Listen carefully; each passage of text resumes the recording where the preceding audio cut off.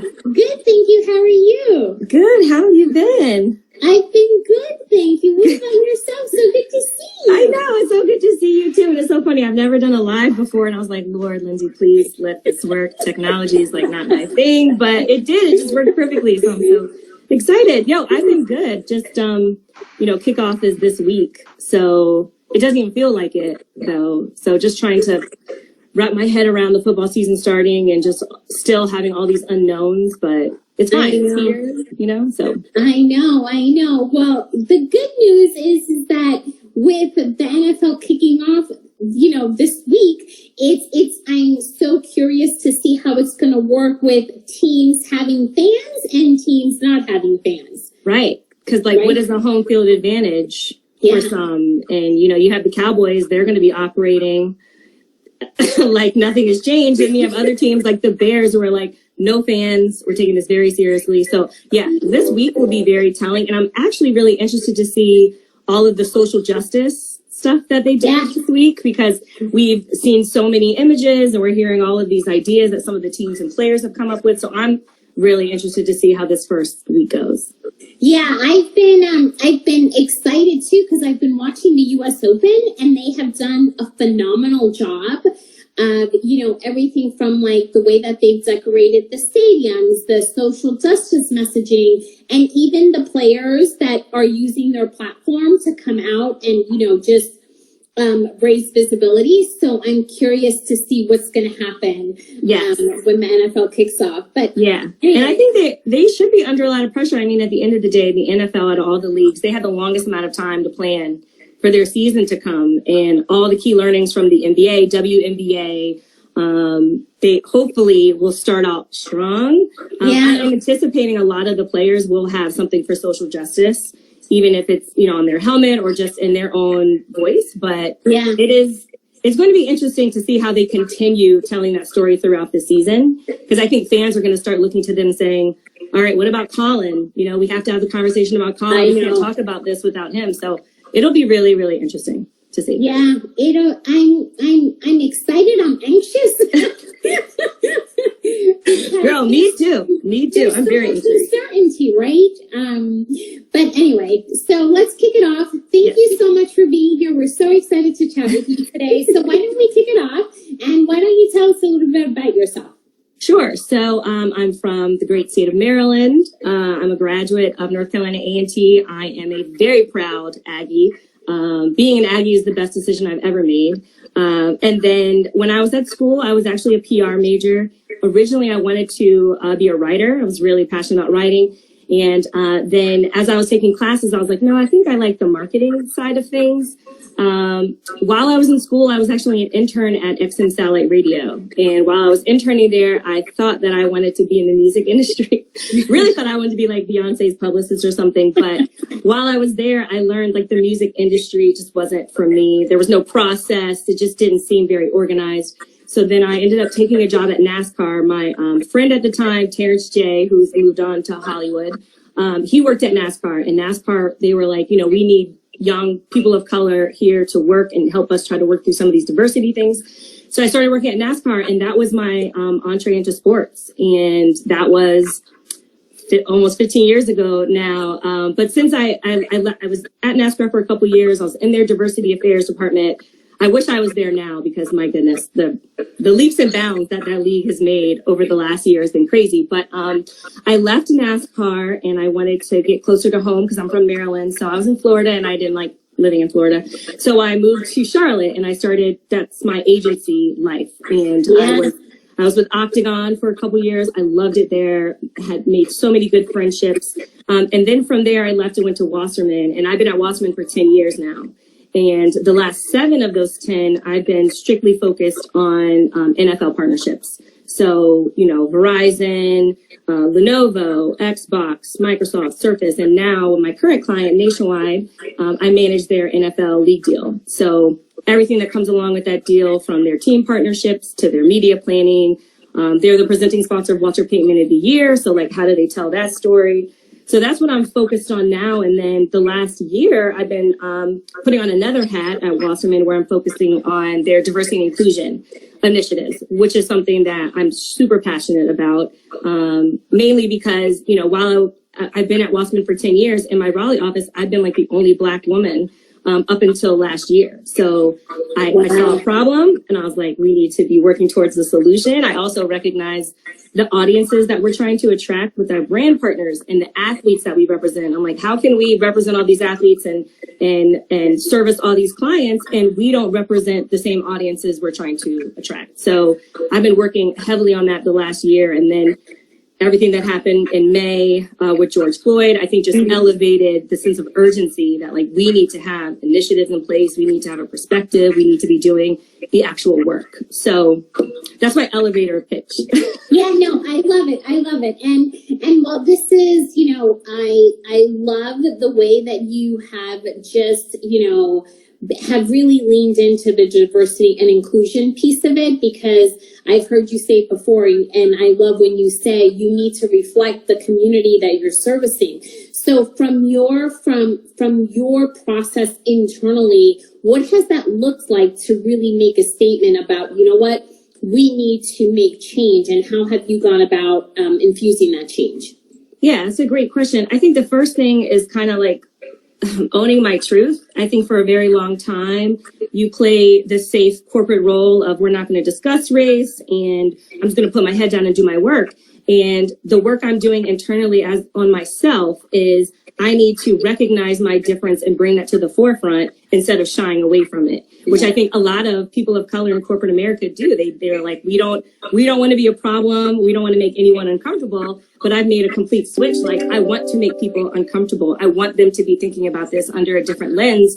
And I want them to understand that diversity and inclusion cannot exist in its own bubble. It affects everything we do. So how we market, the vendors that we work with, the freelance creatives that we employ, who we recruit, you know, how we show up to meetings. And so I think part of the change is leaning into that discomfort and then encouraging other people to lean into their discomfort as well. So like I mentioned, you know, being one of the only Black women in Raleigh, there are a lot of my coworkers, white coworkers, who are like, they wanted to stay away from this level of discomfort. And I'm like, we can't do that anymore. That's what we were doing this entire time. So now we have to be uncomfortable, have those uncomfortable conversations, talk about what it means to be anti-racist, talk about what it means to be performative in what we do and not centered around real action that's going to create real change. So a big part of the work I'm doing is trying to operate from a place of honesty in a way that I've never done before in my career. And I think me doing it, it almost lends itself for other people to be honest about where they are in their understanding of the importance of equity. So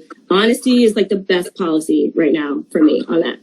I love it. I love it. And Lindsay, how are you weaving that thread with the athletes that you represent and with the clients that you manage on a day-to-day basis? Like how were those two worlds colliding? And are they colliding? Yeah, they are so intertwined. And luckily, we represent some of the most conscious athletes out there. If you look at all of the, especially on the female side, the WNBA players that we represent, they have been leading the charge at the end of the day when it comes to using their voices. And our role as an agency is just to equip them with the resources and information that they need. We have an organization called Athletes for Impact that Lindsay Kagawa-Colas runs. And it is all about connecting an athlete with a passion, because what we know at Wasserman is that our athletes are professional athletes first, right? We're not expecting them to be social justice warriors, but if they're very passionate about something, let's help them amplify the voices of the people who are doing the work, versus them feeling like, okay, although I'm a professional WNBA player, I don't have the time to completely understand criminal justice reform. But there are people out there who do understand this. So how can I give them my platform and amplify their voices? And we have a lot of athletes who want to have a position on this, who want to use their platform for good, but so many of them just kind of need direction. They don't know which way to go, you know? So when George Floyd happened, we had so many athletes like, who do I donate to? Do I give to this fund? You know, whose voice should I be amplifying? And what can I do? And the first step is wanting to have that desire to do something, which is phenomenal. But then for us as an agency, we're like, let us guide you. Let us give you the resources. Let us give you the messaging ironically, I was on a call with one of our athletes talking through, can we say Black or African American? Like, it's those small things that athletes want guidance on, and they're not sure how to position it. And they know in this world of cancel culture, it just takes one wrong thing for them to say something and it's over for them. I'm talking endorsements and street cred and leverage. So for us, we're like, be bold, but be emboldened with the foundation of knowledge that we can provide to you. Yeah, that's awesome. And I'm not sure if you've been watching the U.S. Open, but Naomi Osaka. Yeah. I mean, she has just been, I am so proud of her. Yes. And it's just, she is just so authentic in her leaning in. And I know it's as simple as, you know, when the tournament started, she just had one mask. And I don't remember the name that was on the mask the first day she played, but just watching her, it has just been, I mean, what are your thoughts on her approach, Lindsay? I love it. I think, one, she knows that all eyes are on her. And in this moment, what can she do? So that means every time you see that mask, she's going to have Trayvon Martin. She's going to have Breonna Taylor. She's going to have Ahmaud Arbery. And she's just elevating the story, because that's a lot what we need our athletes to do is keep the story relevant. Yeah. And we know people are watching sports. There's a hunger for sports right now because sports for most people is a distraction. But what I love about what she's doing is she's like, I'm going to disrupt that distraction and still remind you of the injustices that Black people face every day. And it's phenomenal. Like, and I also love her fearlessness in that I'm going to continue to do this until I get more reactions and discussion, because that's what we need, you know. And also too, like, I think of her, I think of Serena, I think of Sloane. Their presence in the sport is resistance in a sense too. So I'm like, as long as they keep showing up, as long as they keep, you know, competitively giving themselves the advantage. And then on the cherry on top is they're like, not only am I going to win, but I'm going to keep this conversation around police brutality in the forefront. Like, that's the most powerful thing that she will probably do in her career, honestly. Yeah, it's been amazing to see. So shifting gears a little bit, you've been at Wasserman for 10 years. Now you mentioned that the last 7 years has been focused on football. How did you transition from your first 3 years of doing client work into specifically just focusing on football? That's a great question. Well, for one, and I don't know if this is a Wasserman thing, but we're really big on, we call it transferable skills. So just making sure that, like, the work that I do, because when I first started, I was on the NASCAR track, but the work that I was doing for my clients is very similar, whether I'm doing NASCAR or college basketball or football, because at the end of the day, it's project management, it's effective communication, it's managing a budget, it's having the foresight to see what's coming up and how do I prevent that. It's being innovative and creative. So luckily, and I don't want to keep tooting Wasserman's horn, but it is a phenomenal agency. They do a really good job of making sure that if you start in one track, right, if I'm on football track, they give you the resources to become the best football consultant you can. So in my case, once I realized that football was a passion of mine, I was like, I'm going to become a category expert in football. So that meant I was going to lead the NFL task force, which means I was going to have a clear understanding of all things NFL media, NFL sponsorship, key events within the NFL. How does the NFL work with the PA? So I think understanding what your passion is and then becoming a category expert in that space has fared well for me, I should say. So that way now, so say Nationwide chooses to go a different direction than the NFL, you know, I have plenty of other sponsors in the NFL that would say, okay, I want Lindsay's expertise because she's been working in this space for 7 years. She knows the key players. She knows how to get stuff done. But I want to, Wasserman creates this environment for you to do that. I also would say because of how our agency is structured, you know, I'm connected to agents. I'm connected to people in activation. I'm connected to people in experience. So when it comes to servicing my client, I have a full suite of services behind me that I can say, hey, I may not know how to do an activation at kickoff, but I have a whole team who can, and helping them connect those dots. But once you define what your purpose, or I should say not your purpose, but your passion is going to be, and becoming a category expert in it, it just makes it so much easier to maneuver in your career because you have the insight, the intelligence, and the tenure in the space. Yeah, no, I love it. And now, are you gearing up for Super Bowl in Tampa 2021? What's that planning like? Oh my God. It is so stressful, to be honest, because God love the NFL. The NFL, they're operating as if it's just regular. Like, we're booking hotels, we're booking venues for events. You know, we are full steam ahead with our hospitality and planning for NFL honors. And I think that's because the NFL is crossing their fingers that by the time January comes, the numbers have been decreased, and there's been some resolution around, you know, what you can do in big crowds. But the planning, I think, has taught a lot of us how to be as nimble as possible. You know, we have to be flexible because things will change. You know, I look at the NFL draft, 7 days before the NFL draft. That's when we were like, okay, we have to have our virtual digital plan together because there's no way anything is going to happen. And being flexible, being nimble, and having that sense of grind, like, I have 7 days to figure this out. it causes an adrenaline that'll it kind of sink or swim in a sense, right? Yeah. So you're like, we're either going to persevere through this thing, or we're going to like tuck our tails and start running away. And that's how I feel about the Super Bowl. Like, I am not even going to try to wrap my head around how things are going to be executed until probably after the holidays. So it may be a grind of the month of January to say, all right, now we see what the deal is. Now we have to kind of make sure that we're executing properly. So, yeah, that's great. And Lindsay, thinking of the Super Bowl and thinking of all the events that you know, and all the hoopla that happens around the NFL, how do you stay ahead of your clients' needs? Like, knowing specifically in this environment that we're working in, like, how do you stay ahead of that? Oh man, that's such a good question. And it's something we're challenged with all the time. I go back to when I was in grad school at OU, we did this class on leadership, and we had this whole section on foresight and how you have to have the foresight to know what's coming. And part of that is knowing that you don't know what's coming, and how do you plan around that? And I think that's what coronavirus has caused for us, is we have to continue to plan for the Super Bowl. We have to continue to execute our events and come up with hospitality programming. But we have to have a plan C and D and E right now. Because if you don't, then we'll be caught and the timing won't be right. But something else too, I think I try to always operate from a future awareness position. So like you're present in the moment and you're looking at what's ahead of you. But part of that also has to be like, all right, 6 months from now, what are we going to need? What can we lay the foundation for now that'll put us in a better position for when Super Bowl comes? So for us, that is, let's understand Tampa. Let's understand the market. Let's understand what other clients are looking to do. Let's look at the NBA and what they're doing with their playoffs right now, and programs and initiatives that they're creating.